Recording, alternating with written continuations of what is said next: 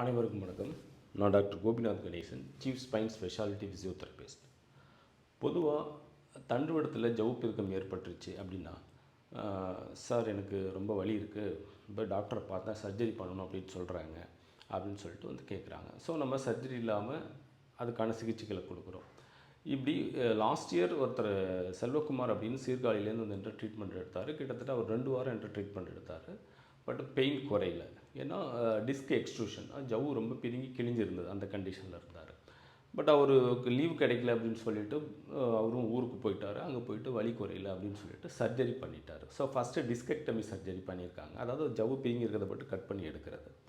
அதில் வலி குறையாமல் மறுபடியும் ஒரு 6 மாதம் கழிச்சு ஸ்க்ரூ ஃபிக்சேஷன் பண்ணியிருக்காங்க. ஸோ அப்பவும் அவருக்கு இன்னும் வலி குறையல. ஸோ இன்னும் still he is in rest. So May மாதத்துக்கு அப்புறம் தான் வேலைக்கு போகலாமா என்ன அப்படின்னு சொல்லிட்டு யோசனை பண்ணிகிட்டு இருக்காரு.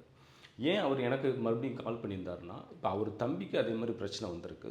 அவர் அப்ராடில் இருக்கார். ஸோ அதனால் அவருக்கும் இந்த மாதிரி சர்ஜரி பண்ணிடக்கூடாது, சர்ஜரி இல்லாமல் நீங்கள் சரி பண்ணி கொடுங்க அப்படின்னு சொல்லி என்கிட்ட கேட்டிருந்தார். ஸோ அவர் என் மேலே இன்னும் அந்த நம்பிக்கை வச்சுருக்காரு.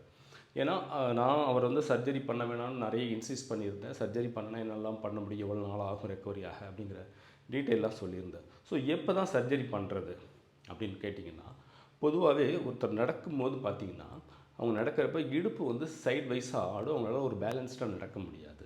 அப்புறம் இருமுறப்ப தும்முறப்ப யூரின் அவங்களுக்கு தெரியாமல் லீக் ஆகும். இல்லை நீங்கள் பாத்ரூம் போகணும் யூரின் போகிறதுக்கு அப்படின்றப்ப போகிறதுக்குள்ளேயே யூரின் லீக் ஆகிடும். அந்த மாதிரி யூரின் லீக் ஆகுது, நடையில் மாற்றம் இருக்குது அப்படின்னா நிச்சயம் நீங்கள் சர்ஜரி பண்ணுறது தான் ஆப்ஷன்.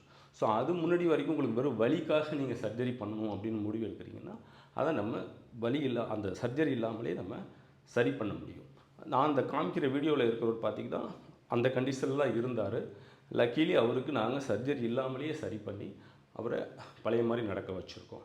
ஸோ உங்களுக்கு இந்த மாதிரி பிரச்சனைகள் இருக்குது, தண்டுவடத்தில் கழுத்துலையோ இல்லை கீழ்முதுகுலையோ ஜவ்வு பெருக்கம் இருக்குது, அதனால் வலி ஏற்படுதுன்னா எங்களை தொடர்பு கொள்ளுங்கள். நாங்கள் அறுவை சிகிச்சை இல்லாமலே உங்களுக்கு சிகிச்சை அளிக்கிறோம்.